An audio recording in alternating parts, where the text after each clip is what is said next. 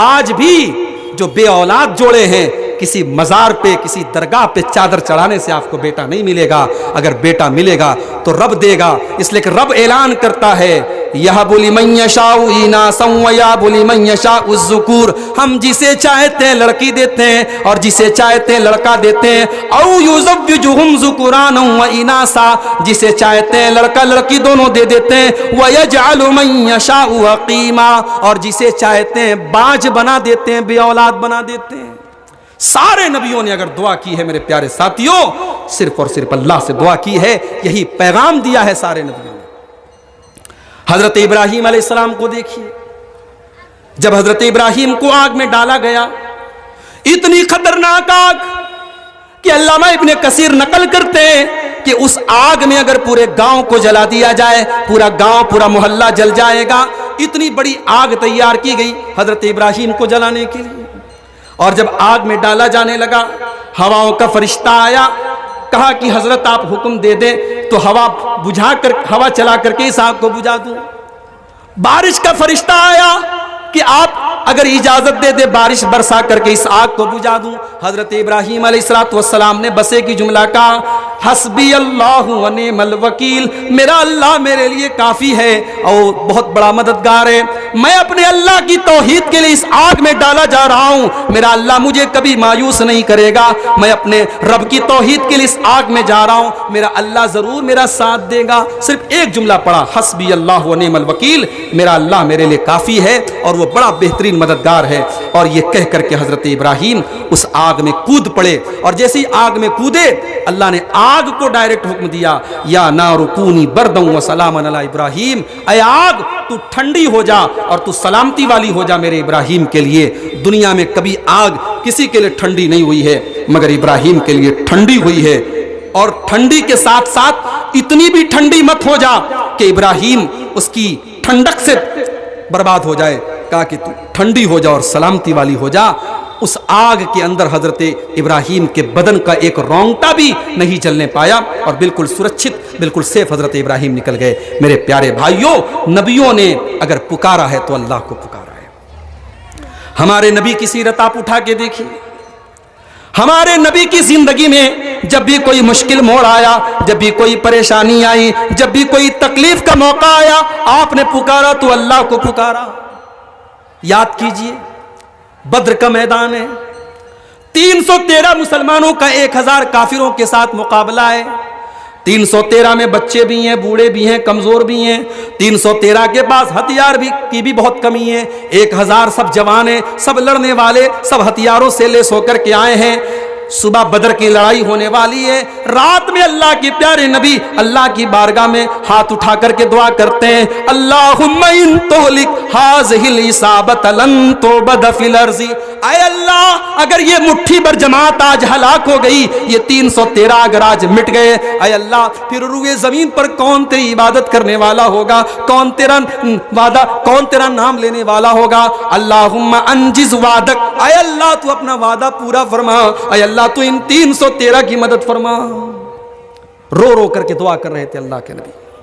हजरत अबू बकर सिद्दीक आते हैं और पीछे से आपको चिमट जाते हैं और कहते हैं, कफा का मुनाशदत का रब का, अय अल्लाह के नबी बस कीजिए, आपका रब आपको मायूस नहीं करेगा। और जब बद्र की लड़ाई होती है अगले दिन, तो 313 1000 को शिकस्त दे देते हैं, 1000 पर गालिब आ जाते हैं। मेरे प्यारे भाइयों, नबी ने पुकारा है तो अल्लाह को पुकारा है। तो इस्लाम का ये सबसे अहम रुकन है, इस्लाम की बुनियाद इस चीज पर है कि आपके अंदर तौहीद होनी चाहिए और आपको शिर्क से बचना है। दुनिया का सबसे बड़ा पाप अगर कोई है तो शिर्क है, और दुनिया की सबसे बड़ी नेकी अगर कोई है तो तौहीद है। जिंदगी भर हज करते रहो, उम्रा करते रहो, नमाजें पढ़ते रहो, अगर दुनिया से बगैर तौहीद के गए हो तो याद रखो सारी नमाजें आपके मुंह पर मार दी जाएंगी, सारे हज और उम्रे मार दिए जाएंगे। अल्लाह ने नाम लेकर के फरमाया, इन्नल्लाह ला यगफिरु अन युशरक बिही व यगफिरु मा दून ज़ालिका लिमन यशा। अल्लाह ताला शिर्क को माफ नहीं करेगा, और गुनाहों को तो अल्लाह ताला माफ कर देगा जो शिर्क से कमतर है, लेकिन शिर्क को अल्लाह ताला माफ नहीं करेगा। शिर्क अल्लाह क्या माफ होने वाला नहीं। मुशरिक जो शिर्क पर दुनिया से चला जाए वो हमेशा जहन्नम में रहेगा।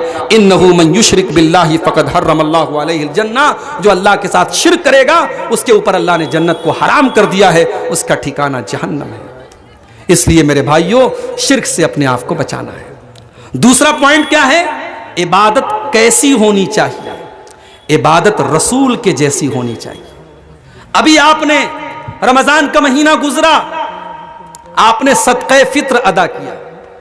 सदक़े फित्र में आपने अपने फैमिली के हर मेंबर की तरफ से 2.5 किलो अनाज अल्लाह की राह में दिया, गरीब को दिया, फकीर को दिया। लेकिन आप ये बात याद रखिए कि ये सदक़े फित्र आपको ईद की नमाज के पहले पहले देना है। आपके परिवार में 10 लोग हैं और 25 किलो आपने चावल दिया, 25 किलो आपने आटा दिया। अगर आप ईद की नमाज के बाद 50 किलो आटा दे दें, आप 50 किलो चावल दे दें, 1 कुंटल चावल दे दें, आपकी क्वांटिटी ज्यादा है मगर आपको सदक़े फित्र का सवाब नहीं मिलेगा, क्योंकि शरीयत ये कहती है, अल्लाह के नबी ये कहते हैं कि नमाज ईद के पहले पहले उसको अदा करना है। ये है इस्लाम, ये है शरीयत कि नबी ने जैसा हुक्म दिया है आपको वैसा करना है। हमारा दूसरा त्योहार आता है ईद उल अज़हा, बकरीद का त्योहार। जानवर के गले पर कुर्बानी, आप छुरी चला करके कुर्बानी करते हैं। शरीयत कहती है कि कुर्बानी आपको ईद की नमाज के बाद करना है। अगर ईद की नमाज के पहले आप कुर्बानी करेंगे, वो कुर्बानी अल्लाह ताला के एक्सेप्ट नहीं होगी, कबूल नहीं होगी। कुर्बानी आप मान लीजिए 1 जानवर की करते थे, अगर आप ईद की नमाज के पहले 10 जानवर की भी कुर्बानी कर दें, वो कुर्बानी अल्लाह के यहाँ कबूल नहीं होगी। इसलिए कि शरीयत ये कहती है कि नबी ने जैसा कहा है वैसे करना है। वमा आताकुमुर रसूल फखुज़ूहु वमा नहाकुम अन्हु फंतहू, रसूल जो दे दे उसको ले लो और रसूल जिससे मना कर दे उससे रुक जाओ। शरीयत नबी की इत्तिबा का नाम है मेरे प्यारे साथी। एक मरतबा हजरत अमीर मुआविया रजी अल्लाह तआला अन्हु खाने काबा का तवाफ कर रहे थे। खाने काबा का तवाफ करते करते हजरत अमीर मुआविया ने हजरे अस्वद का बोसा लिया और रुकन यमानी का इस्तेलाम किया, उसको हाथ लगा करके हाथ को चूमा। हजरे अस्वद और रुकन यमानी का इस्तेलाम करना ये अल्लाह के नबी से साबित है। हालांकि खाने काबा के 4 कोने होते हैं, बाकी दोनों कोनों का इस्तेलाम करना नबी से साबित नहीं है। हजरत अमीर मुआविया ने जब तवाफ किया, आपने बाकी दोनों कोनों का भी इस्तेलाम किया। हजरत अब्दुल्लाह इब्न अब्बास की नजर पड़ी, उन्होंने कहा कि अय अमीर मुआविया, ये क्या कर रहे हैं आप खाने काबा के 4 कोनों का इस्तेलाम कर रहे हैं, जबकि अल्लाह के प्यारे नबी ने सिर्फ हजरे अस्वद का इस्तेलाम किया है और रुकन यमानी का इस्तेलाम किया है। हजरत अमीर मुआविया कहने लगे, लैसा शैउम मिनल बैति महजूरा। अय अब्दुल्ला, अगर मैंने खाने काबा के 4 कोनों का इस्तेलाम कर लिया तो कौन सा पाप कर दिया, कौन सा गुनाह कर दिया? है तो ये अल्लाह का घर, है तो ये खाने काबा, अगर मैंने 4 कोनों का इस्तेलाम कर लिया तो कौन सा गुनाह कर दिया? हजरत अब्दुल्लाह बिन अब्बास कहने लगे, अय अमीर मुआविया, खाने काबा का एहतराम अपनी जगह और खाने काबा की इज्जत अपनी जगह। क्या आपने कुरान की ये आयत नहीं पढ़ी है, लक़द काना लकुम फी रसूलिल्लाहि उस्वतुन हसना? ऐ मुसलमानों, तुम्हारे लिए अल्लाह के रसूल नमूना है, तुम्हारे लिए अल्लाह के रसूल आइडियल है।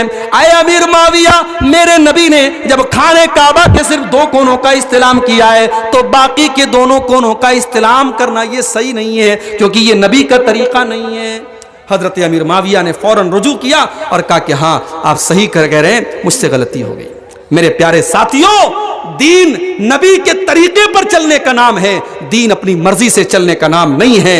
शबे बारात की रात आई, 15 शाबान की रात आई, रात भर लोग इबादत कर रहे हैं, अपने मुर्दों के कब्रिस्तान पे जाके अपने मुर्दों के लिए फातिहा पढ़ रहे हैं, दुआ कर रहे हैं। क्या दलील है भाई? दलील कुछ भी नहीं है। एक भी सही हदीस मौजूद नहीं है कि नबी उस रात में कब्रिस्तान गए हों, नबी ने अपने रिश्तेदारों के लिए दुआए मग़फ़िरत की हो। और याद रखिए, अपने मरहूम रिश्तेदारों की दुआए मग़फ़िरत करने के लिए कब्रिस्तान जाना शर्त नहीं है। कब्रिस्तान आप जा सकते हैं, लेकिन जाना शर्त नहीं है, जरूरी नहीं है। आप घर में बैठ करके भी अपनी मरहूम माँ के लिए मग़फ़िरत की दुआ कर सकते हैं, अपने मरहूम बाप के लिए मग़फ़िरत की दुआ कर सकते हैं, आप मस्जिद में बैठ करके भी दुआ कर सकते हैं। कब्रिस्तान जाना जरूरी नहीं है।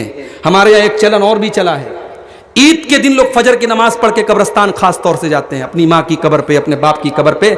माफ़ कीजिए, ये भी गलत तरीका है। हमारे कुछ अहले हदीस भाइयों ने भी ये तरीका अपना लिया है, ये बिल्कुल गलत तरीका है। आप कब्रिस्तान कभी भी जा सकते हैं, मगर आप दिन खास कर लें कि ईद के दिन जाना है, जुमा के दिन जाना है, फजर के टाइम जाना है, ये कोई ज़रूरी नहीं है। आप बिला शर्त के, बिला कैद के कभी भी कब्रिस्तान जाइए। और कब्रिस्तान जाने का जो असल मकसद है वो है मौत को याद करना। कब्रिस्तान जाने का असल मकसद वहां दुआ करना नहीं है, वहां फातिहा पढ़ना नहीं है। कब्रिस्तान जाने का असल मकसद यह है कि यहां मुझे भी आना है। मैं बिल्डिंग में रहता हूं, करोड़पति हूं, बहुत पैसा है मेरे पास, मगर एक दिन आएगा इस 2 गज जमीन के नीचे मुझे आना है।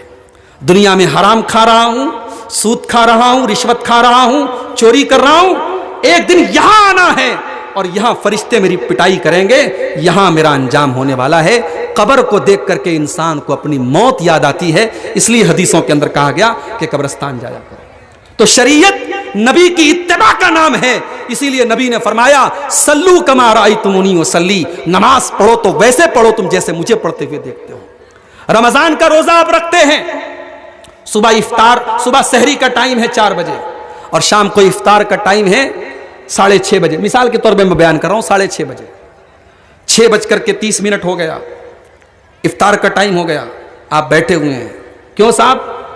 अरे यार थोड़ा 5 मिनट एहतियात कर लेते हैं। इफ्तार का टाइम 6:30 बजे हो गया, आप इफ्तार कर रहे हैं 6:35 पर। ये 5 मिनट आपने जो एहतियात के नाम पे ताखीर की है, याद रखिए ये गलत है और ये नबी के तरीके के खिलाफ है।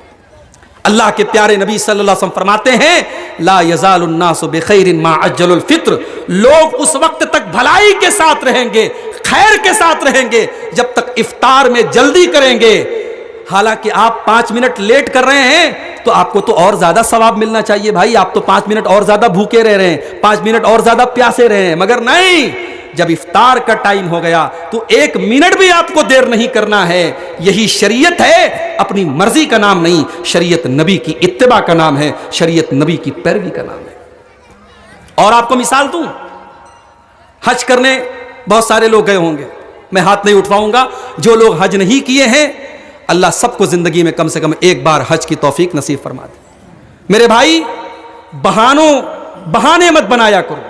लड़की की शादी करना है मौली साहब, मकान बनाना है मौली साहब। मैंने ऐसे लोगों को हज के लिए जाते हुए देखा है, बेचारे व्हील चेयर पर जाकर के तवाफ करते हैं।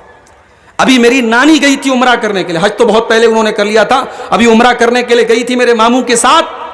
कमजोर हो चुकी हैं, बड़ी मुश्किल से व्हील चेयर पर मेरे मामू ने तवाफ करवाया और बीच में बाथरूम में गई, कैसे कैसे रास्ता भूल गई, 1 हफ्ते तक लापता थी। इस उम्र में आप हज और उम्रा करने मत जाओ मेरे भाई, जब आपका दिमाग सही तरीके से काम न करे। तंदुरुस्ती अगर आपके अंदर है, ताकत है आपके अंदर, सही उम्र में जाकर के हज और उम्रा कर लो। ये बहाने मत बनाओ। जानते लोग बहाना क्यों बनाते हैं? लोग इसलिए बहाना बनाते हैं यार हज करके आ जाएंगे तो फिर नमाज की पाबंदी करनी पड़ेगी, फिर ये चोरी बेईमानी नहीं कर सकते, फिर लोग क्या कहेंगे हाजी साहब हो गए और ये कर रहे हैं। तो लोग अपनी सेफ्टी के लिए उसको टाल देते हैं। मत टालो मेरे भाई, कल के ऊपर मत टालो, कल का कोई भरोसा नहीं है। अगर आज आपके पास अल्लाह ने दौलत दी है, पैसा दिया है, हज और उम्रा कर लो। तो हज के अंदर अब आप गए हज करने, तो आमतौर से लोग पहले जाकर के उम्रा करते हैं। जो आमतौर से हज करते हैं इंडिया पाकिस्तान में, और जो अफजल भी है उसमें पहले इंसान उम्रा करता है। मक्के में गए आप, पहले आपने उम्रे का एहराम बांधा, उम्रा किया। अब उम्रा करने के बाद मक्के में करीब में आपको होटल मिला है, आप 5 टाइम की नमाज हरम में पढ़ रहे हैं। उसके बाद 8 जिलहिज्जा की तारीख आती है। 8 जिलहिज्जा की तारीख जैसे ही आई, आपको हुक्म मिला कि आप अब हज का एहराम बांधिए और आप निकल जाइए मिना में। आप जाकर के मिना में 5 टाइम की नमाज मिना में पढ़िए। मिना में कोई काम नहीं करना है, वहां आपके छोटे छोटे कमरे बने हैं, हुजरे बने हैं, वहां आपको बस 5 टाइम की नमाज पढ़ना है। जोहर की, असर की, इशा की नमाज 4 की जगह 2 रकात पढ़ना है, और 2 नमाजों को एक साथ इकट्ठा भी कर सकते हैं आप। ये नबी का तरीका है। आपको वहां जाकर के कोई काम नहीं करना है, सिर्फ नमाज पढ़ना है। अब एक इंसान ये सोचे कि भाई मैं मक्के में आया हूं, उस मस्जिद में नमाज पढ़ रहा हूं जिसमें एक नमाज का सवाब 1 लाख नमाज के बराबर है, मैं यहां छोड़ के मिना क्यों जाऊं?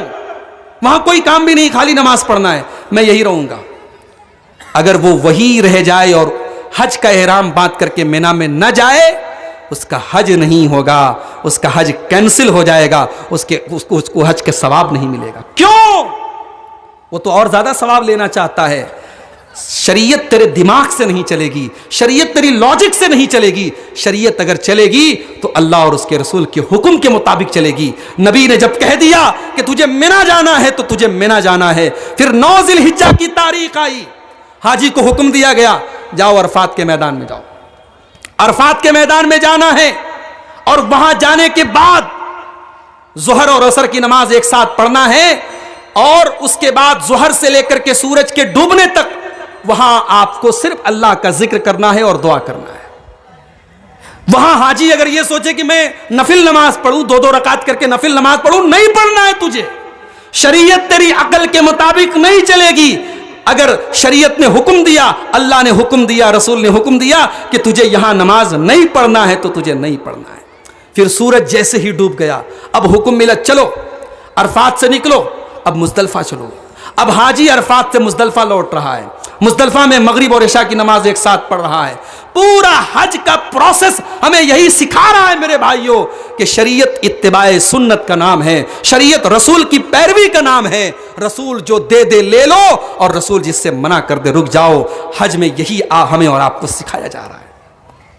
अभी ईद का त्यौहार हमने मनाया, 30 दिन हमने रोजा रखा, 29 दिन हमने रोजा रखा। उसके बाद ईद का त्यौहार आया, रोजा रखने की हैबिट बन चुकी है, आदत बन चुकी है। ईद के दिन आप अगर सुबह सहरी खा लें और शाम को सोचे कि साहब एक रोजा हम और रख लें, हमको थोड़ा ज्यादा सवाब मिल जाए, आपको सवाब तो नहीं मिलेगा, उल्टे आप गुनहगार बन जाएंगे। क्यों? क्योंकि अल्लाह के नबी ने फरमाया ईद का दिन खाने और पीने का दिन है। साल में 5 दिन ऐसे हैं जिस दिन रोजा रखना हराम है। ईद के दिन रोजा नहीं रख सकते, ईद उल अजहा के दिन, बकरीद के दिन रोजा नहीं रख सकते, 11, 12, 13 ज़िलहिज्जा अय्याम तशरीक में रोजा नहीं रख सकते। ये खुशी के दिन है और खुशी के दिन में खाने और पीने का हुक्म दिया गया है। आप अपनी मर्जी से शरीयत नहीं चला सकते। शरीयत अल्लाह और उसके रसूल की इत्तिबा का नाम है मेरे भाई। ये है मेरे नबी की शरीयत। रसूल जो दे दे ले लो और रसूल जिससे मना कर दे रुक जाओ। आज जरा अपनी जिंदगियों का हम और आप जायजा लें। आज कितने मुसलमान हैं, कितने मुसलमान हैं, उनके ऊपर परेशानी आती है तो किसी पेड़ के ऊपर धागा बांधते हैं, किसी मजार पे जाकर के चादर चढ़ाते हैं, किसी कब्र वाले से जाकर के मांगते हैं, किसी पीर साहब से जाके कहते हैं कि मुझे औलाद हो जाए, कोई ऐसा तरीका बता दीजिए। मेरे भाइयों, ये 2 उसूल है हमारी शरीयत के। इबादत किसकी? इबादत सिर्फ अल्लाह की। और इबादत कैसी? इबादत सिर्फ रसूल के जैसी। इन दोनों उसूलों को हमने ठुकरा दिया। आज पूरी दुनिया में जूते खा रहे हैं, पूरी दुनिया में जलील हो रहे हैं, पूरी दुनिया में मारे जा रहे हैं, क्योंकि हमने इस्लाम की बुनियाद को ही ढा दिया है। तो शरीयत इन 2 चीजों का नाम है। आप वो हदीस देखिए, हजरत बरा इब्ने आजिब रजी अल्लाह तआला अन्हु, अल्लाह के नबी के बड़े मशहूर सहाबी हैं। वो कहते हैं कि मुझसे अल्लाह के नबी ने फरमाया, इज़ा अतईत मस्जाका, ऐ बरा इब्ने आजिब, जब तुम बिस्तर पे सोने जाया करो तो वजू किया करो। जो वजू तुम नमाज के लिए करते हो वो वजू करो और उसके बाद दाहिनी करवट पे लेट जाओ और ये दुआ पढ़ो। जो दुआ मैं सिखा रहा हूं, ऐ बरा, इस दुआ को पढ़ लिया करो और इस दुआ को पढ़ने के बाद अपने मुंह से कोई और बात मत निकालो। ये आखिरी चीज होनी चाहिए जो तुम्हारे मुंह से निकले। दुआ क्या है?